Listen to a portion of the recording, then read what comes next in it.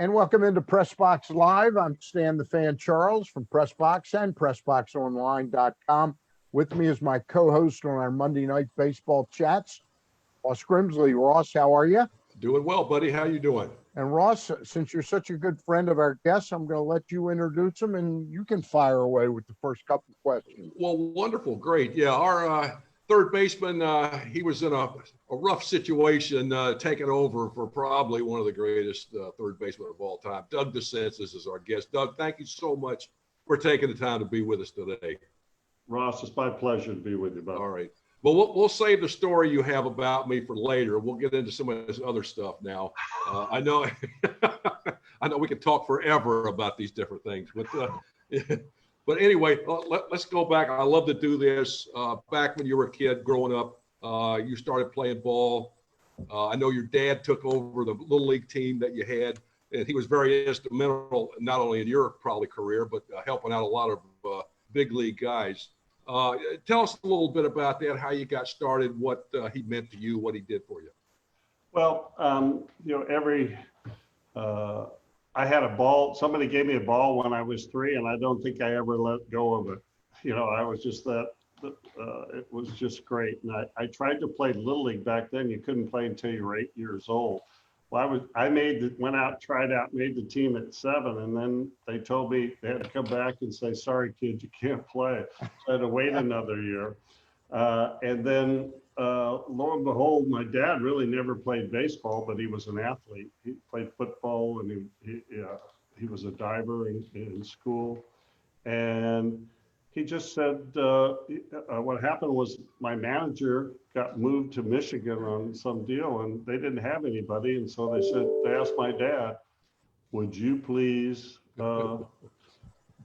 take over the team?" And from that point on, he was my manager until I was 16 years old during the summer. Great. Well, you were drafted out of high school by San Diego, I think in the 18th round, if I'm not mistaken. And you didn't go to, you didn't sign. I wasn't drafted out of high school. I wasn't even drafted at all out of high school. Well, what was San Diego? Did they do? What did they do? That was my first year in junior college. Junior college. Okay. Yeah. That my question was, why did you go to junior college and not a 4-year school?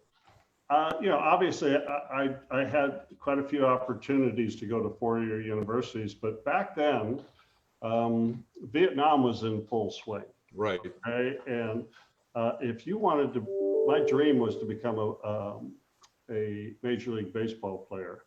And when I looked at my situation, I was very disappointed when I came out of high school that I wasn't drafted, but an Orioles scout by the name of Al Kubsky told me I couldn't run and I throw like a girl coming out of high school.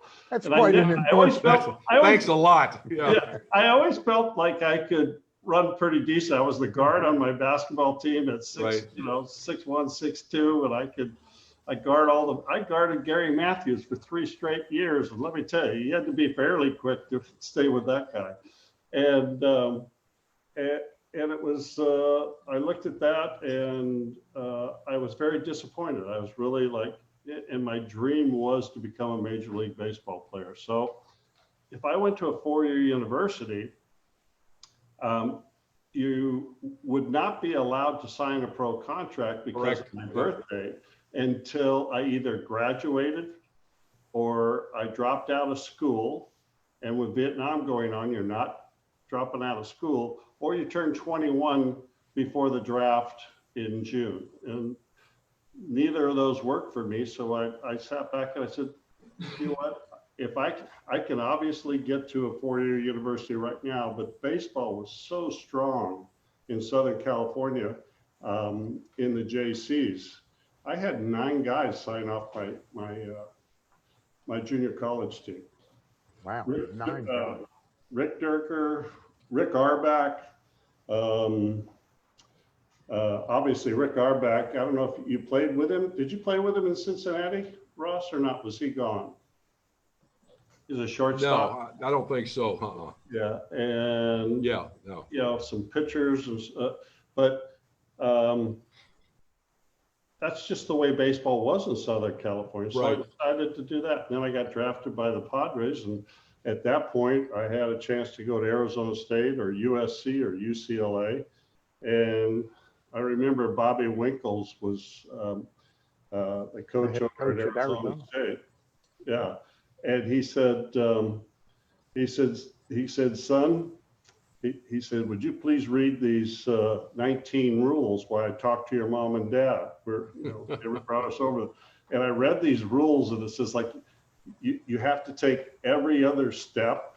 You're not allowed to take one step at a time. It's got to be 2 steps. If you Right. do this, you got to do that. And there were 19 crazy rules. And when he's done talking to my folks, he looked at me and he goes, well, do you think you could live by those? And I said, sure, I could live by those. He noticed my hesitation and he goes, well, is there some problem with that? And I said, yeah, I'm just not so sure I want to. Yeah. Perfect. So that's when I went back. I didn't sign Yeah. with the USC or UCLA. I went back for my next year because my goal again was to become a professional ball player. And then I was drafted to the 3rd round by the Orioles. Right. None other than the guy that told me I can't run and I threw like a girl. And that was Al Kupski. Just what you want to hear. So Stan? I'll pick up with that. So what did he tell you when he drafted you? Boy, I was wrong, or boy, I don't mind drafting a guy that throws like a girl and can't run. He just said, well, when I said, before I signed this, I said, does this mean I can run and don't throw like a girl? And he looked at me and he chuckled. He goes, you remember that, don't you? I said, Damn right I what do. Yeah. kid wouldn't remember that? And he chuckled and he goes, no, you can throw and you can run. He says, otherwise I wouldn't be sitting here. And So I'll pick up right after Doug. So now you're drafted by the Orioles. I can't remember. Were you a second baseman originally like Brooks was, or you were a third baseman? well, interesting. I was a shortstop. And then when I went to Pierce College, Rick Auerbach, who was the shortstop. And so I played third. And then Rick got drafted the next year. And he was, out of the same high school that Robin Yount came out of. And he got drafted by the Brewers. And he too went to the big leagues after a half of the season to play. He was a great player. Couldn't hit as well, but defensively he was outstanding.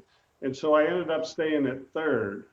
And I got drafted as a third baseman. And when I went back to play in Bluefield, they already had a third baseman, and I really didn't have a position. And I had worked out with the head scout. Why am I drawing a blank on his name right now? Oh my gosh, I feel terrible with that.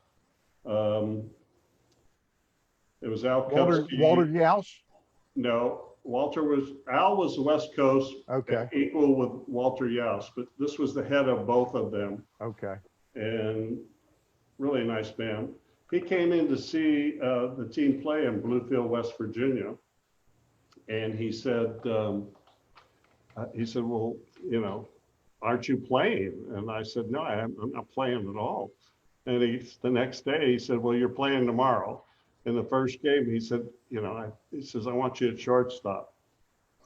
And I ended up hitting a home run and 3 hits. That was the first game of the doubleheader. The second game, I was in there again. I hit another couple of RBIs, and I never left the whole time. So I was a shortstop. And then the next spring training, I got called up from rookie all the way to AA, and I played shortstop at AA in my rookie year.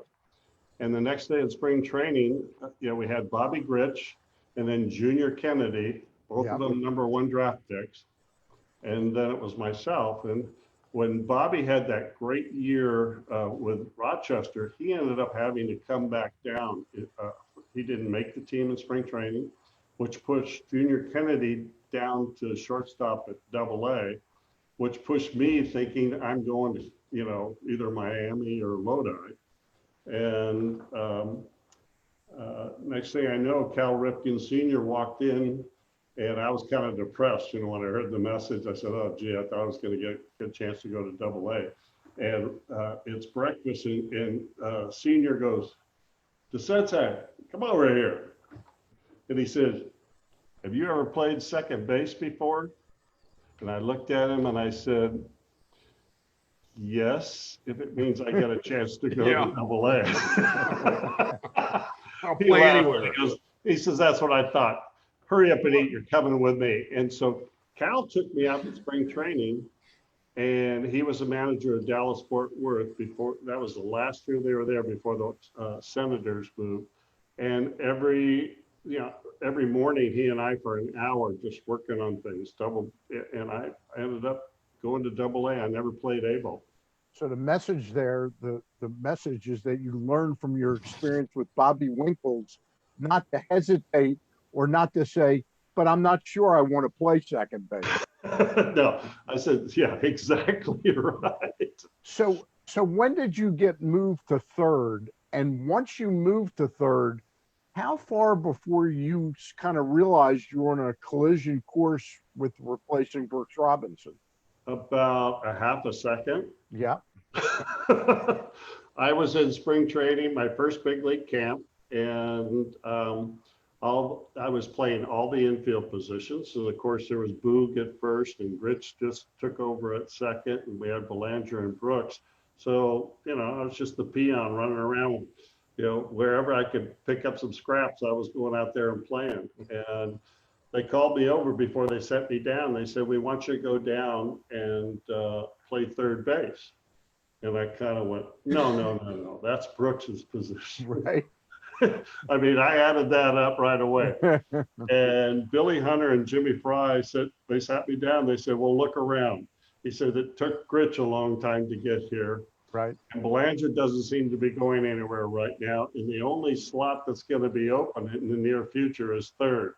So, and I said, "But that's Brooks Robinson." And he said, "Yeah, and he told me, he said, "You know what? We think you have the physical capability, but," he says, "we also think you're mentally tough enough to handle it." And he just went, I said, "Well, thank you, I think." And I went down, and next thing I know, I was the heir apparent to third base wherever I went. Ross, go ahead. Yeah. Well, Doug, when you obviously 74, you got called. 73, you got called up. 74, you got a little bit of time. 75 was a big year. You take over for the man. Yeah. What did I didn't quite take over that year. No, right. Exactly. But I mean, you're slowly working into that. Yes. When you finally had that opportunity, what was that like? How did you feel? How was your reaction to the fans, the media? How did that affect you? And I just want to throw in, how did it affect, what was your relationship with, at that point, with Brooks Robinson? Okay, well, first of all, Brooks and I always had a great relationship. Okay. And I know there was some press at one time. It was funny. We were driving to spring training together because we were staying near each other. And I was reading the paper. It was a columnist and said that there's friction on the field between Brooks and DeCinces and who's going to get a chance to play. And I said, "Brooks, are you upset at me? I'm reading it." And it was just one of those things. Obviously, the press wanted to make something that wasn't true. And we had a great relationship. I admired him tremendously. And the other thing I have to say, I learned by just watching him. And I learned how he, moved on different players. I knew how he positioned himself. I knew how he worked on his first step. And I tried to mimic that as much as I could because obviously it worked for him and I wanted it to work for me. So that aspect, but the real issue of taking over, fans necessarily, and I'm sure if there's some still fans that can remember, I wasn't the most well-liked guy coming in, taking over for the guy that probably could have run for mayor and governor, won both races in the same year. Right. And they said, "Who's this California kid trying to remove our superstar?" And I mean, the pressure of going out there, I knew that if I made a mistake or I made an error, I was going to hear it, And then I'm playing for Earl Weaver, who, you know, and Ross will attest to this. Oh, we'll get to that in a minute. We'll get to that in a minute. When I'm sitting on the bench, you know, Earl used to come down when somebody screwed up out in the field, and he was cussing and cussing. He turned to me and he goes, "If you ever do that, you'll never play for me." And I'm sitting on the bench going, "Oh my gosh, I got to go out there after that." Right. Yeah, but there were some things about Earl that were pretty difficult. Funny Yeah. now, difficult. But again, as I was going through, I think the single toughest day I had, Ross, was my grandmother and my mom and dad flew back. And the first game we were going to play, my grandmother had never seen me play professional baseball. And it was a doubleheader, and we were playing Minnesota. And the first game Brooks played. So I called them up and said, "Don't come to the first game. I'll be playing the second game." So when I went out there, the first game's over, I go out there to stretch, and the fans started heckling me when I'm stretching. You know, what would we have, like 20 minutes, 25 minutes between Right. games? And they started heckling me.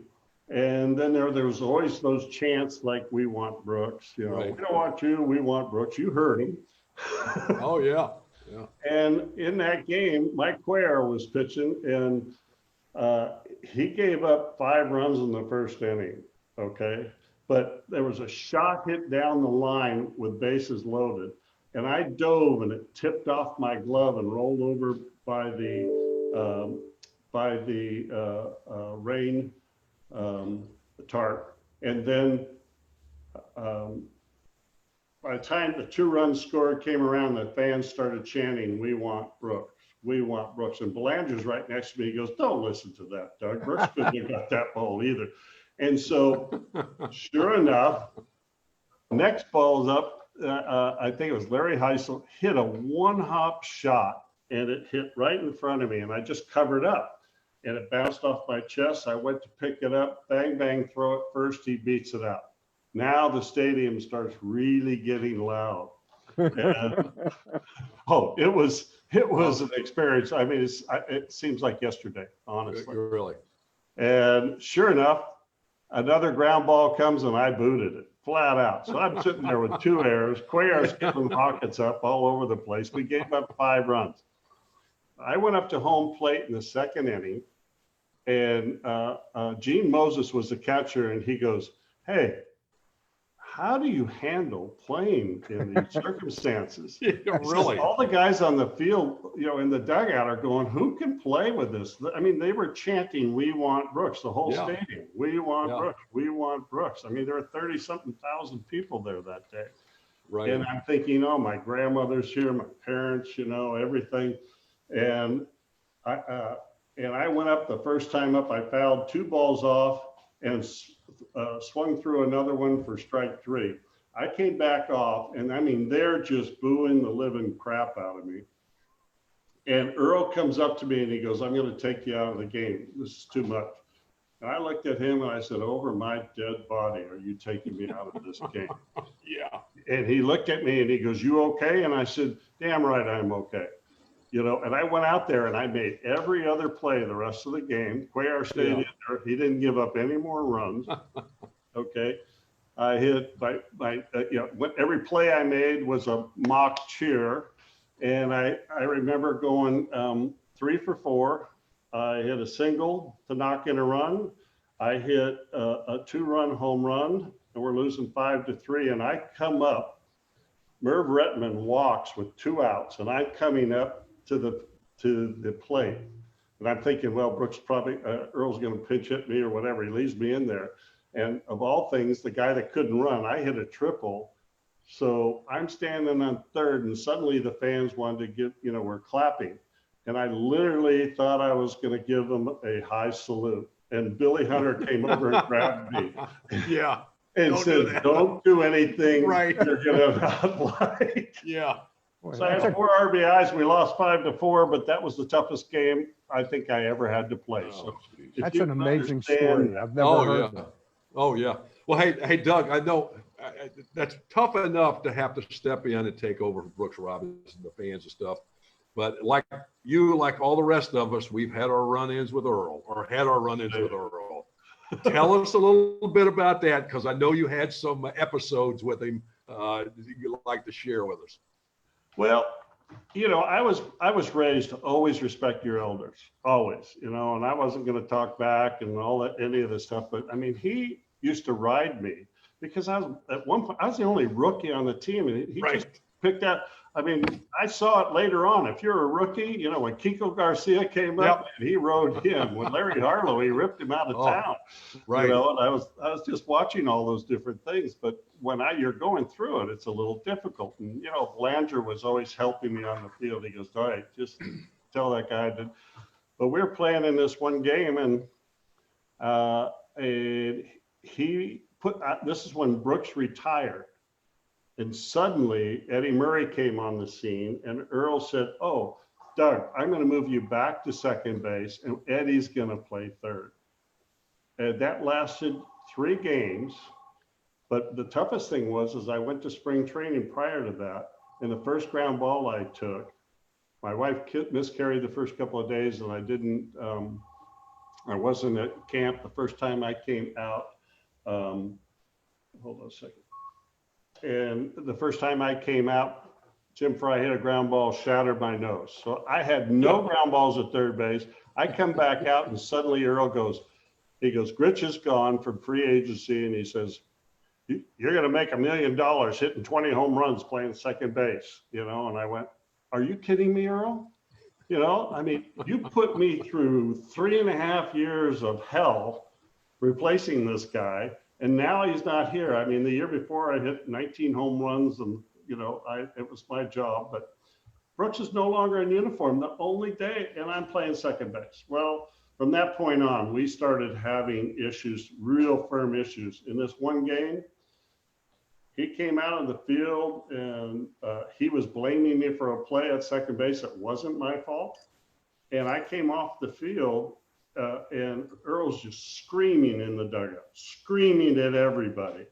And and I asked Lee May, I said, "Lee, who is he mad at?" And he pointed at, he goes, "You." And I said, "What did I do? What did I do?" And he goes, "We don't know." And at that point, when he said, "We don't know," I just turned and I said, "Hey, little guy, are you talking to me?" Yeah.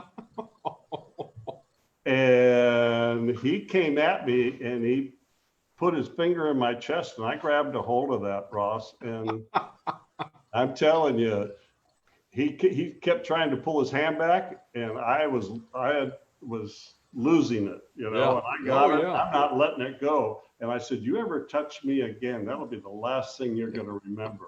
I don't know who you think you are. You think you come, but I'm sick and tired of you."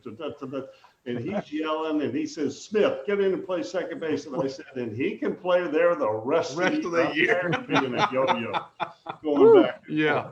Oh. And then he came after me. After was Pat Kelly and Elrod Hendricks ushered me out of the dugout. We're still yelling at each other. And when you go down into the dugout, you remember Mo Green, the big police? Oh, yeah. Oh, yeah. Okay. We go by him, and then Earl suddenly says, "Wait a minute, I'm not done with you." And I remember throwing Pat Kelly and Elrod off of me, and I came back up those steps after him, and I was in position to let him have it when Mo Green body slammed me onto the ground and took me down, and probably saved my career. Yeah. Everybody's got a story. Stan, it's unbelievable, the stuff that went on. But you know what? And probably the same. The next day, it was like it never happened. Interesting. No, that was the first game of the doubleheader. No. Palmer's going for, but wait a second. Palmer's going for his 200th victory in the second game. Yeah. And he has a speech with everybody. He goes, "I want to make sure everybody's here to win," and all that stuff. And look, the greatest thing about Earl is he loved to win, and that's all it mattered to him was winning. He could step on you, any way he can, as long as he thinks it's helping the team win. he pulled out in the middle of that conversation, says, I don't hold any grudges. I just want to make sure everybody's ready to play and we're on the same thing. And he posts the lineup up, and Belanger came over, and it's right by where Belanger's locker was. And he goes, Doug, you're playing third. Yeah. Huh? And, really? And so, and you can ask Palmer about this. I'm pretty Yeah. sure he'll remember this. But in the 7th inning, the score was 0-0, and I hit a 2-run double off the right center field fence, and I'm at second base, and out comes Richie Dower to pinch run for me. And I said, wait a minute, Al Bunbury? Yeah, Rich Dower? Yeah. What? Gee, thanks. And I didn't leave. The umpire had to make me leave second base. And Richie comes out here and he goes, hey, the little guy sent me out. Yeah, I didn't do it. Yeah. And so as I'm walking off the field, I'm walking right towards Earl. Oh, yeah. And he goes, I want you to know I don't hold any grudges, is what he told everybody in the locker room. Lee May stepped out onto the field just as soon as I got onto the track. He grabbed a hold of me and he goes, remember, Earl holds no grudges and you're going with me. Yeah. And he took me into the clubhouse, and that was it. That's great. That's great. Everybody's Great stuff. got a story. It's priceless. Just Hey, priceless. Doug, one of the things, the thing that you're most known for in Baltimore was the replacement, was replacing Brooks Robinson. But the date of June 22nd, 1979, was a Friday night against the Detroit Tigers. And your home run to win the game in the bottom of the 9th inning ushered in an era that lasted probably 20 plus years in Baltimore, known as Orioles Magic. Yeah. Do you remember that game, hitting that home run? Oh, absolutely, I do. Absolutely, I do. I remember I was coming back. I had a bad back, and I was out for a few weeks. And I was coming back, and the team came off a road trip, and they had just started playing well. I mean, things were coming together for the team. And, all of a sudden now I'm getting reinserted in the thing. And I came up, bottom of 9th inning, and the greatest thing, 2 outs, and the fans, it was I don't know, maybe 35,000 fans. 35,000 fans. Sounded like 50. They weren't leaving. They were believing. Which, and I'm up at home, walking up to home plate, and this place is roaring right now. And I think the count was 2-1 or something like that. And he threw me a ball that as soon as I hit it, I knew it was gone. The pitcher was Dave Tobick. You remember that? Yeah. The reason I bring that up is because you played for the Orioles. As great a team as the Orioles were in the late 60s into the 70s, they didn't draw particularly well. And when you started playing every day for the Orioles, they didn't draw particularly well.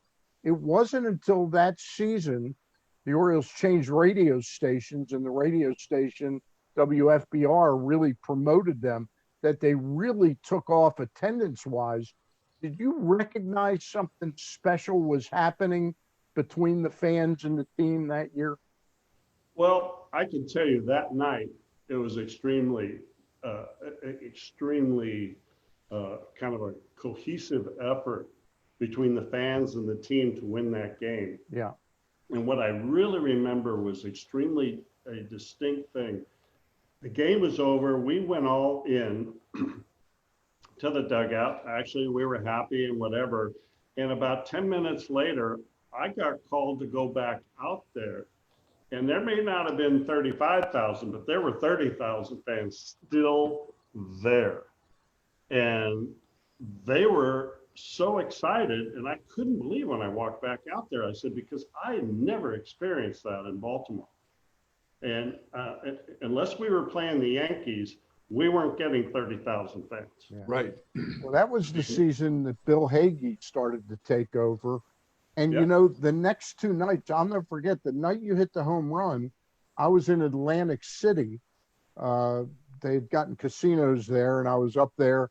And my cousin and I said, let's go back because they won this game. And he said they got a doubleheader the next night. And damn if you guys didn't win both games similarly in similar fashion. It was unbelievable. Yeah, Singy always kids me about the fact he goes, well, I hit a home run earlier, and then Eddie hit a home run the other night. How come you remembered from Oriole Magic? I think, Kenny, you got enough. Let me handle this one. Yeah, really. Well, it certainly ushered in an incredible period of Oriole baseball. But ironically, you weren't with the team when they got to the World Series again after '79, the disappointment of losing in '79. You were traded after the '82 season for Dan Ford, after the '81 season. 81 season. Yeah, you were traded in '81. Ford missed most of the '82 and did play an integral part in '83 in winning the championship. Are you convinced that you were traded, though, because you were the player rep and you were so involved with the union?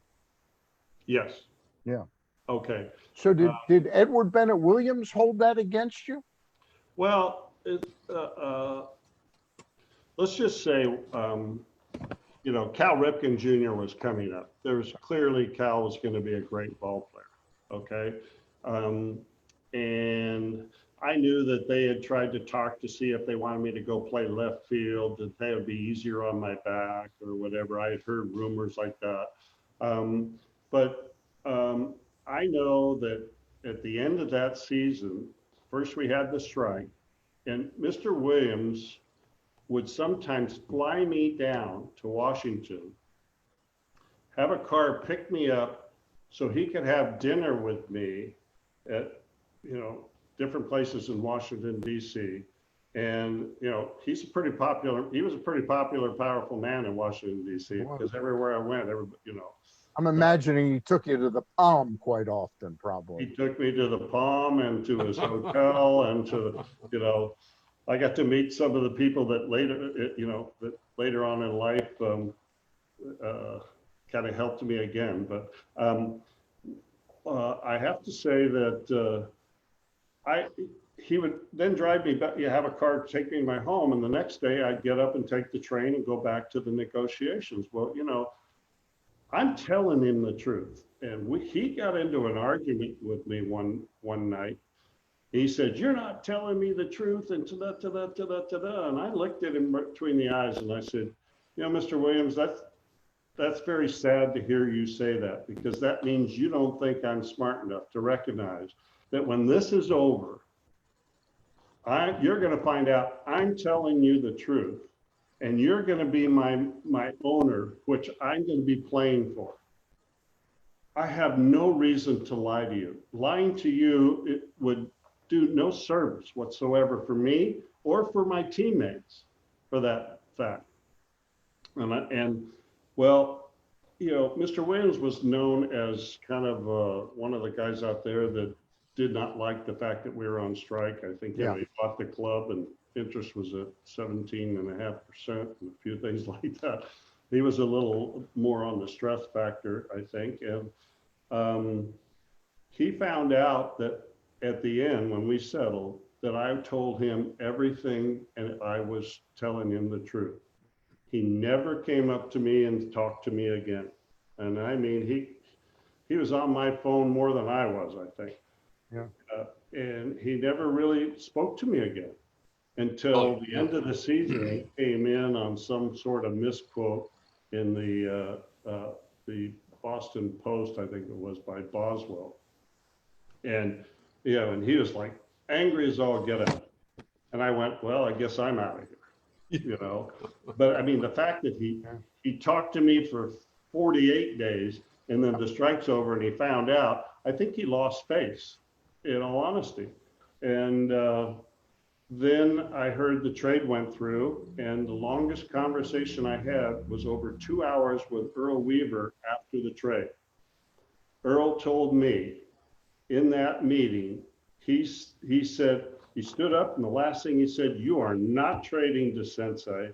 Ripken's my shortstop. We're going to have more home runs and great defense with Eddie Murray at first, Ripken and DeCinces.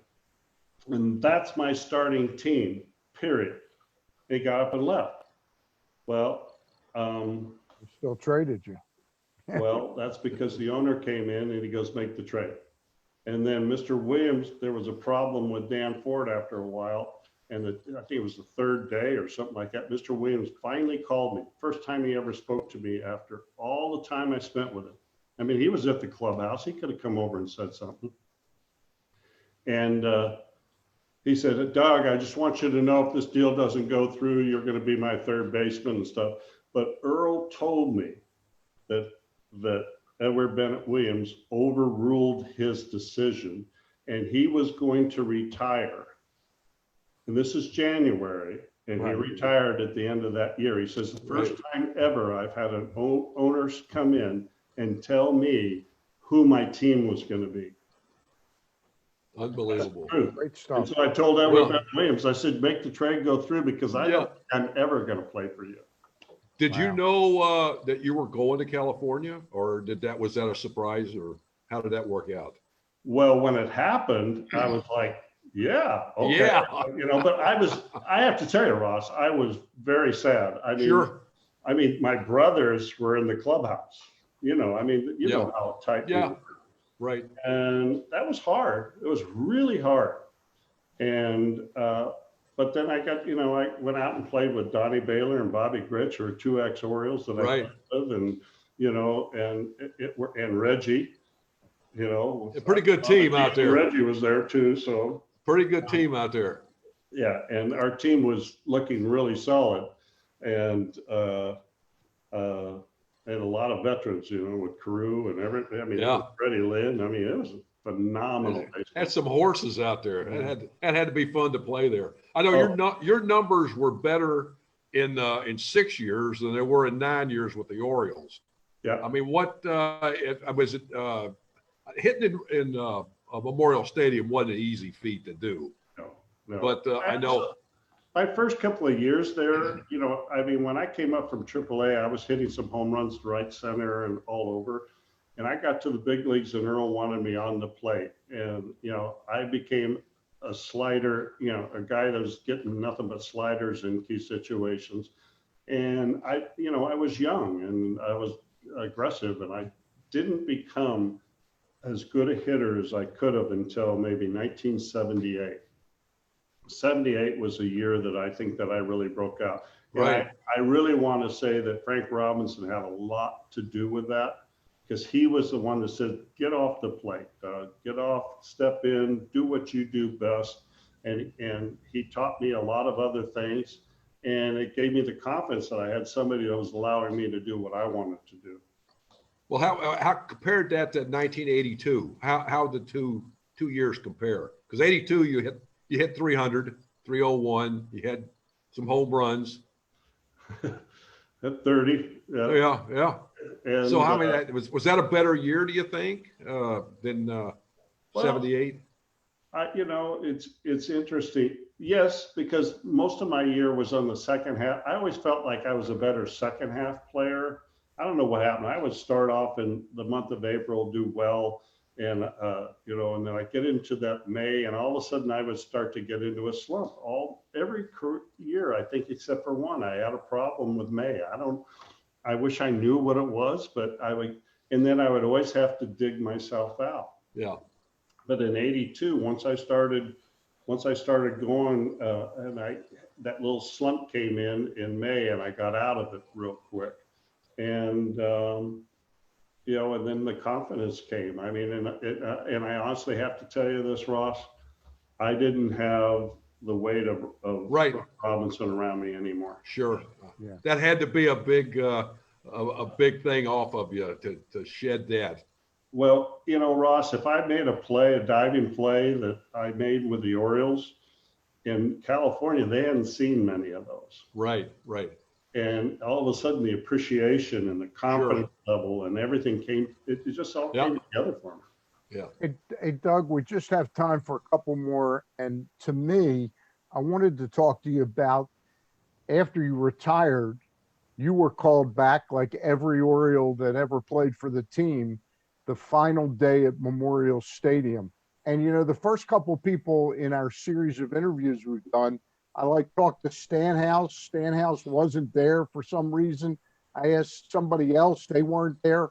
I know you were there at the final game. What did that mean to you coming back and getting that type of reaction? Well, first of all, I thought that was the classiest thing an organization could do. Yeah. I want to, when I played for the Orioles, they were a class organization all the way through. When I went over to the Angels, I found out there were some things when I was playing for the Angels that were not class. And then they had to kind of adapt to it a little bit.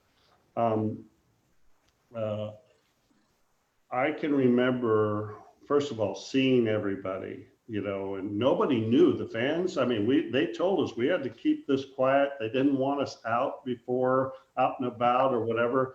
And there was really something to see when you saw Brooks go out, and play it, We Will Come, and the sound and everything like that. And, the smoke is coming out and Brooks goes to third and Frank goes to right. I mean, choreographed was, it was, for a baseball player, it was chilling. I'm getting a little bit chilly just thinking about it right now, Ross. Really, it was, and it is still. It still is. It was, and when I can remember coming up to that, and the fans were just waiting to see who was next. Right. And the reception and everything that came with it when I got out there, and I always have to look, and I kind of chuckled at it for almost the whole time until the last group of players came out.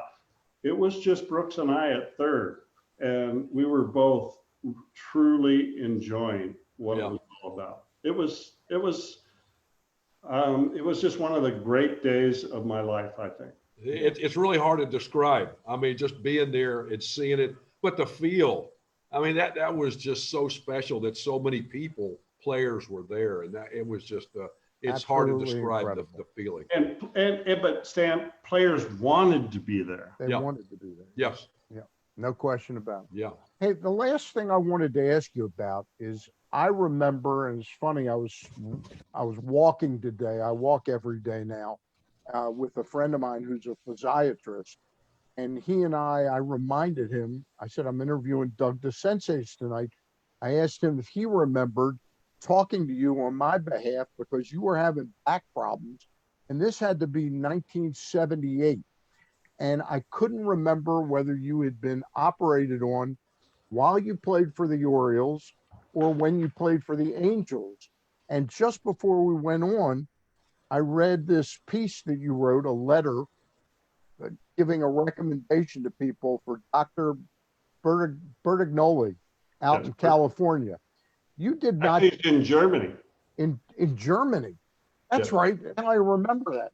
You did a rare surgery where you had 4 discs replaced artificially and a fusion at the same time. Is that correct? That is correct. You did it when you were like 58 years old. Yes.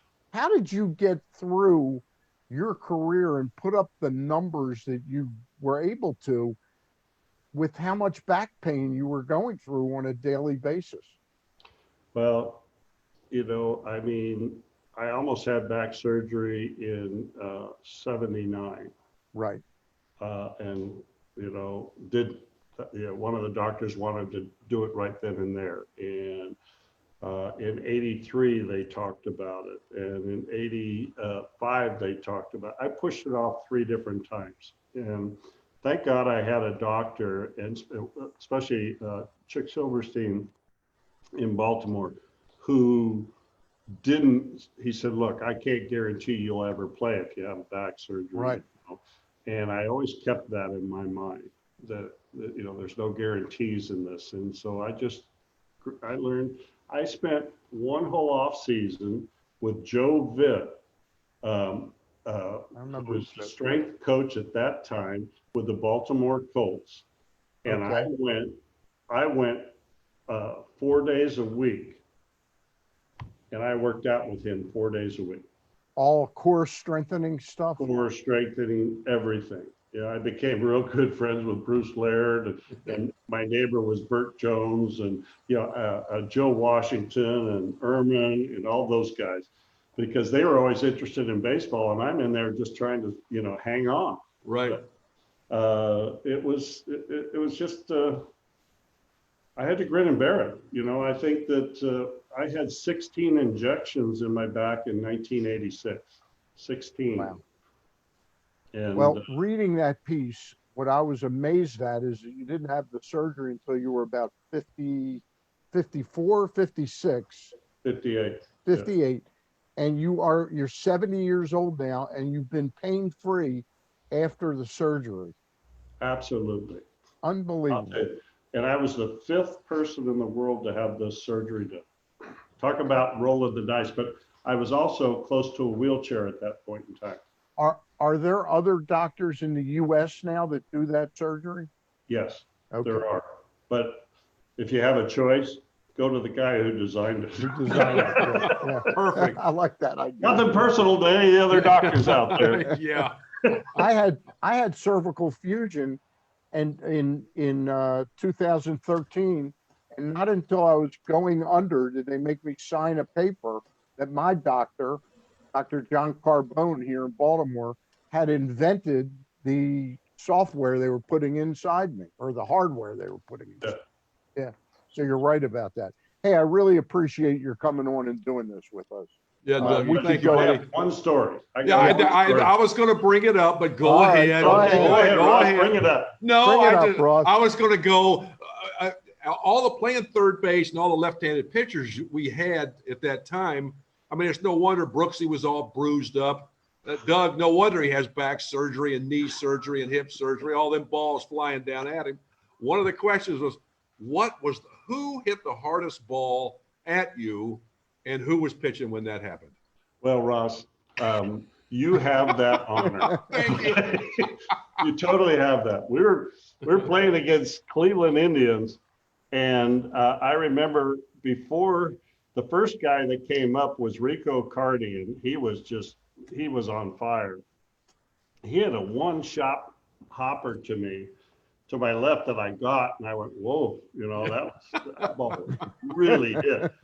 The next guy up is George Hendricks, and I'm playing back because I know George isn't going to bunt to save life, and he hits I think Ross threw him something down and in, and he had that swing where he just, 6'3" guy coming down through, and he hit a hooking line drive at me, and I'm back a third, and I jumped up to catch it, and it was hooking, and all I remember is that seeing the ball cross my face, and thank God I caught that ball in the web. It almost took my glove into left field, literally holding onto my glove.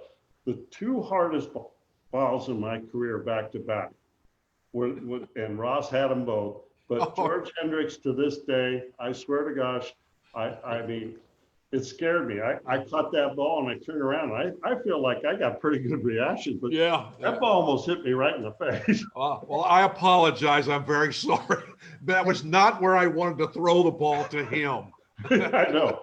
Hey, The one place you don't throw George Hendricks. No. Hey, I lied. I got one more question to ask you, and I'll ask it of both of you. I've been a baseball fan since I was 5 years old, and I've been fortunate enough to cover the team and here in Baltimore. I don't recall a 5-week period where we've lost 3 of the greatest players that I ever got to watch. We lost Tom Seaver, Lou Brock, and now Bob Gibson. Doug, you were a member of the Players Association for a long time, and I know you rubbed elbows with all these guys. Ross, your thoughts, and Doug, on losing such 3 such great players and men, as far as I know. Well, it's a sad time in our lives when you start to see those people disappear. Yep. I'm just extremely thankful that I had the opportunity to even be around those guys. I thought Lou Brock was such a quiet gentleman. I enjoyed my conversation I had with him. Tom Seaver, I went and visited with him. We played against each other. Matter of fact, he pitched a game where he was going for his 290th and Sutton was going for 295, and I hit a home run to beat him. So I always tell him that. But he went on. But I went up to Napa where he had and His winery. visited him and his wine and everything. Just such a pleasant person. Never knew much about Bob Gibson other than the stories, Yeah. Yeah. and it is, the Dodgers have recently lost 3 people just in Right. last week. Yeah, Jay Johnstone. who Yeah. couldn't be a nicer guy, funniest Yeah. guy in the world, and Ron Ron Peranowski Peranowski. Yeah. and Sweet Lou Johnson. Yeah. He made the last out of the 1966 World Series, Lou Johnson. Yeah. He flew out to Paul Blair. And He hey, could hit. Yeah. yeah. Very special. Really group of appreciate guys, yeah. doing this. Thanks, Doug. Really appreciate it, buddy. Hey, this is fun. I always like talking about things like that, and it's great to see you again, Ross. And Tell the family, hey. Dan, I will. You do All right, the same. all right, Great. man. Hey, for Okay. Doug DeCinces, for Ross Grimsley, I'm Stan the Fan Charles. We hope you've enjoyed this. I'll see you Wednesday night with Gary Stein. Our guest will be the executive director of Maryland Sports, Gary Hazeltine. See you down the road. Thanks again, Doug. All right.